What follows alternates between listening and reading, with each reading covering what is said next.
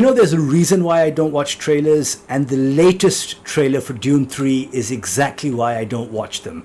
Because if you, like myself, couldn't resist the urge to watch it, you must now be, like myself, stunned, stupefied, awed by what we've just witnessed. This is the last picture with Rahim Khan, and when is December gonna come, man? Because this trailer, not only does it top the first one and the teaser one and all of the other stuff that comes, but I mean sort of the imagery in this, so much has been revealed, which is why I don't like watching trailers. But then sort of the caveat here was, because I've read the books, I already know what's happening, I kind of gave myself a pass on this one. But knowing that it's Denis Villeneuve, knowing that, he wants to end this trilogy on a high note, the visual sort of audacity, the awesomeness was on display in this trailer. And yeah, I genuinely regret now watching it, because the surprises that I wanted to reserve for the cinema have kind of been given away in this trailer. It's a good thing, but then it's also a bad thing. And I've already seen it multiple times. And the reason why I'm even reacting to this is because the trailer kind of presents a very different take on Dune Messiah than we would have expected. And that's why I'm here, that's why we're discussing it today. As usual, or as always, or as expected, Denis Villeneuve really has, I think, gotten into the very soul of this mythos. And I'm talking about not sort of in the story itself, but sort of in the visuals.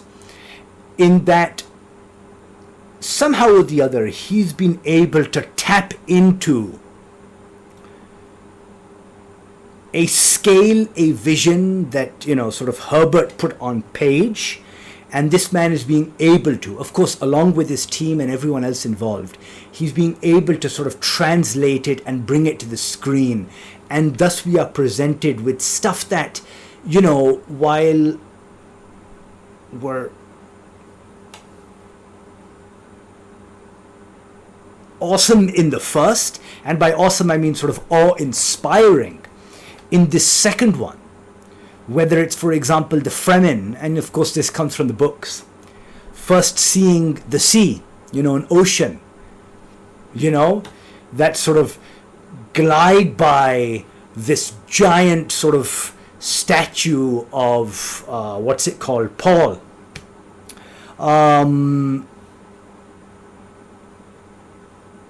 The sandworm, and these aren't spoilers, so I think I can go in through, what's it called? A fight scene on the back of a worm. Like we have the Gola that is of Duncan, Idaho, hate sort of being dropped onto the back and him fighting like, a bunch of Fremen. I mean, will wonders never cease? I'm amazed. I am amazed, and that is why I think that even though, and this was something that while watching the trailer, I was like, okay, this is a departure from the book. I was so overwhelmed by what I was seeing. I was like, whatever, I don't give a shit about any of that stuff. Let us just take this in. And so I think I've seen it already 3 or 4 times.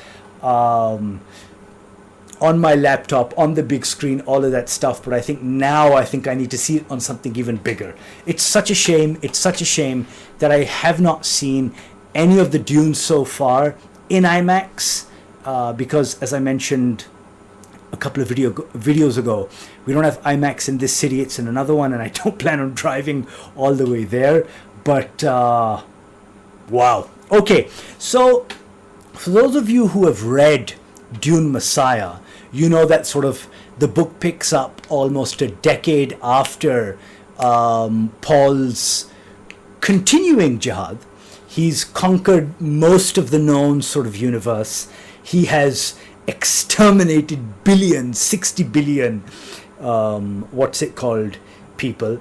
And most of his enemies are ground into the dust. And that's a very good, I think, term I'm using, because we see in this one particular shot, this person, I'm assuming it's a lady, wearing white, sort of her feet stepping into ash, and then we cut to these people who are almost crucified, sort of littering the landscape.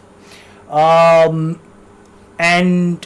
yet, according to his prescient vision, this path that he has taken is, while not the path of least resistance, is the one that perhaps is the one of, I would say, least bloodshed, even though, 60 billion is a number that one can't comprehend. But I think, sort of, according to what he has seen, it is the lesser of many other evils. So we pick up on that. Of course, in this trailer, and even in the poster that they've revealed for this, we see that Chani, played by Zendaya, even at the end of the second movie, when he kind of ignominiously kind of ignores her and sort of says yes to Irulan, we see that they're in opposition to one another. Now, again, trailers being trailers, they do kind of play around with the timeline, but we can judge from, of course, the fact that, sort of in some scenes he has hair, and others he's visibly haggard, his hair is different, but then also the same for Chani. Her hair is different and she looks older as well. But sort of in those initial scenes, she is, of course, berating him.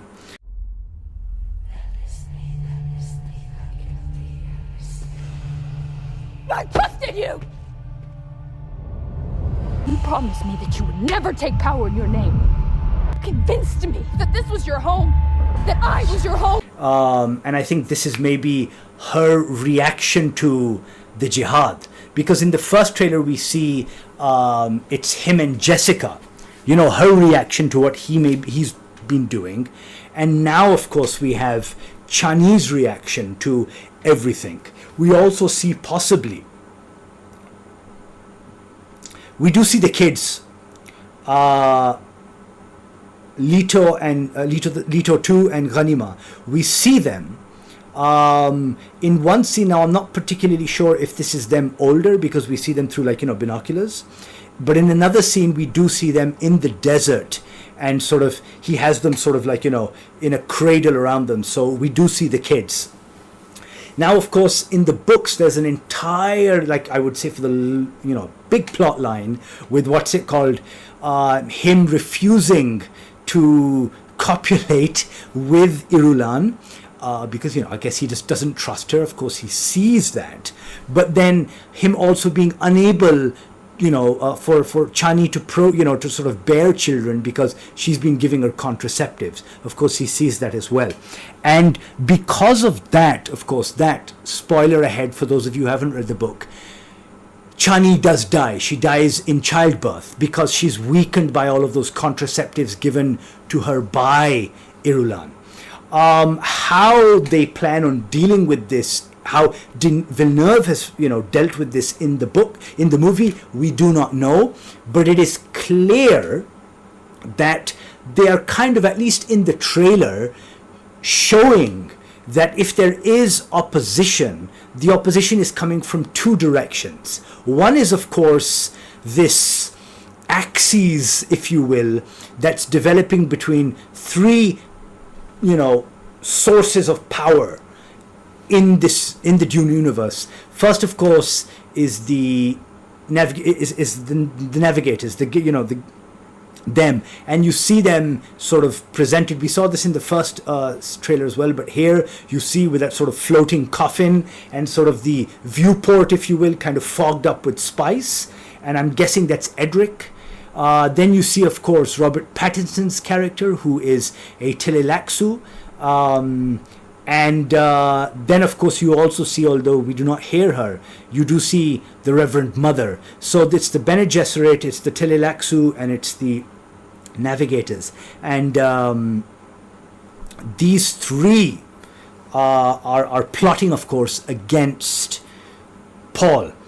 We then see another scene in which Irulan kind of says, oh, you're plotting against him? And it's so funny that he specifically says the word regime change. Paul? Regime change. Idiot. You've just signed our death warrant. Because in wake or in light of what's happened in the Middle East, a beach blonde guy saying that we want regime change in a Middle Eastern type country, aka Arrakis, is kind of funny. Okay. And then Irulan quickly says, oh, you've all signed your own death warrant. Because, of course, Paul foresees this as well. We now have an expanded, like we have more of, Duncan Idaho, played by Jason Mamoa, brought back to life thanks to the Telelaxu. He is now Gola, a clone. And he is now speaking to Paul. And interestingly, because the thing is that he does, of course, pass comment on Paul's actions.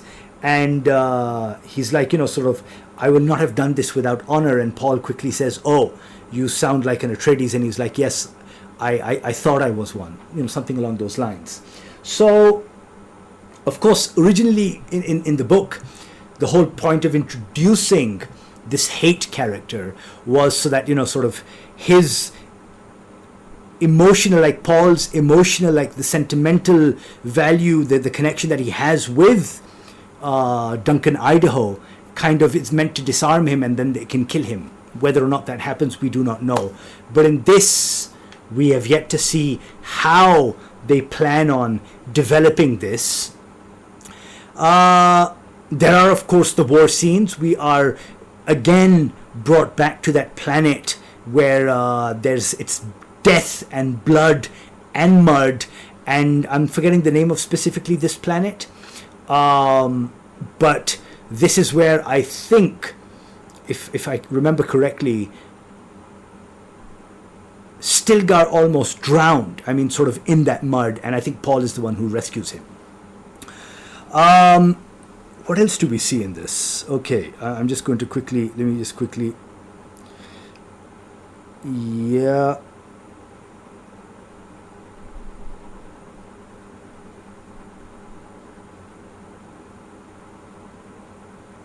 There's that fight scene with thing.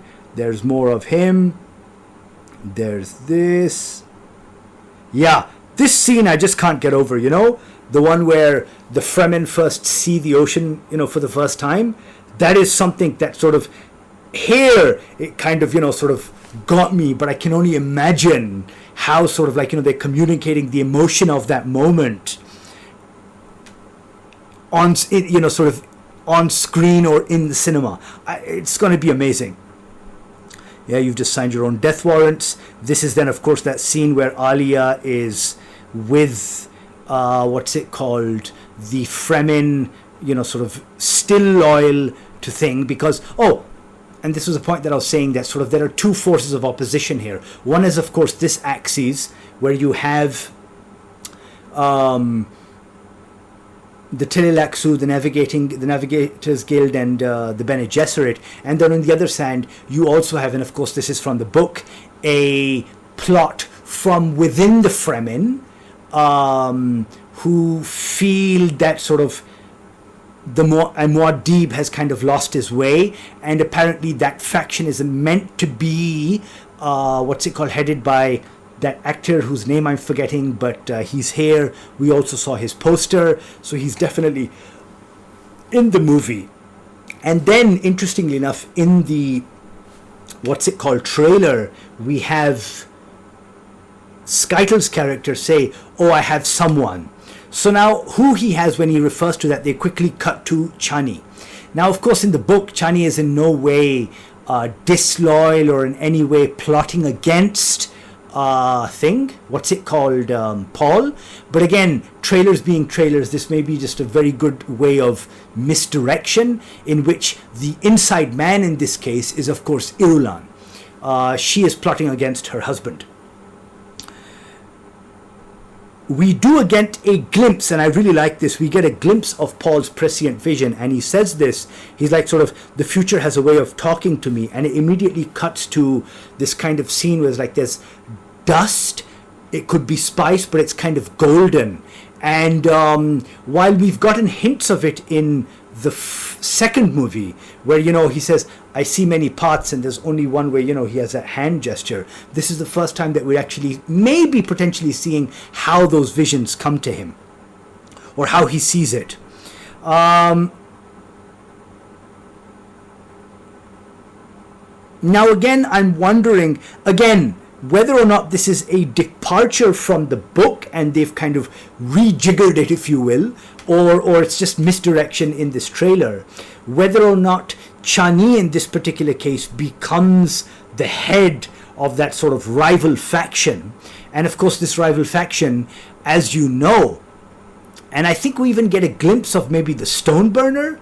We got a glimpse of the flash of the stoner burner in the first trailer, but in the second one there is this scene where we have Duncan Idaho and he's standing next to this kind of box type thing, and of course it is that rival faction within the Fremen, the dissenters, who kind of deliver it to Paul. I mean, they're the ones who are the cause for it. We don't get a lot of Alia this time, which is okay. We got more of her in the first one. In this, of course, we have more from that scene where they're kind of like, they're in this very murky type place, and I'm guessing it's Alia, leading a band of Fremen to maybe attack somebody. But we do get a scene in which there she is covered in blood in those white robes, and she walks in on a Bene Gesserit. So I think this is when they're exacting their revenge. After the plot has been hatched, because we do know from the book that despite, after Paul is blinded and he saves his child and kills Skytel, sorry, spoilers, he specifically says that, he does not want them to be killed like sort of Edric or the Bene Gesserit, the Gaius Mohaim, but Alia is the one that then tells Stilgar to go ahead and, get rid of them, but maybe in this case we see her do it. Okay, yeah, I fear dishonor. You sound like an Atreides. And that's when he drops, I've been told I was one. And we have this fight scene there. Then on the worm. Okay, another one which is interesting, because again, this is a question that was asked from Villeneuve, is that, how do people dismount from a worm? And he's like, I'll show it maybe in the third movie. And we saw this in the first trailer, but in the second one we see more, where they have the sort of parasail type things, so that's good. What else? Yeah, then it ends with what's it called, the worm stopping in front of Chani, and it ends with Paul saying, please forgive me for what I've done, and he's looking down. So I guess maybe he's looking down upon Leto too, Leto the second. We don't get as much of the war chant this time. In the first one it was like really amped up, but in the second one it's still playing, but in different tones. It's being presented quite differently. All in all, of course, absolutely no doubt. And I'm sure that there are going to be even greater dissections of this, but I don't want to do that because, number one, it kind of then leaves very little room for what we, Denis has in store for us in the cinema in December. But then also I think picking at these, sort of, oh, there's this and oh, there's that, which I have done for like the past 10-15 minutes. At least in trailers, I feel it kind of misleads and misdirects, which I think is a part of the entire thing, but it kind of is a mental exercise, which I think that I don't want to sort of invest too much on this one. I just want to sort of take it all in, just the trailer and the visuals, and on that he has delivered, but I don't expect any less. And I can't wait, because of course they don't give away everything. They're not stupid. Well, sometimes they are, and trailers do give away everything.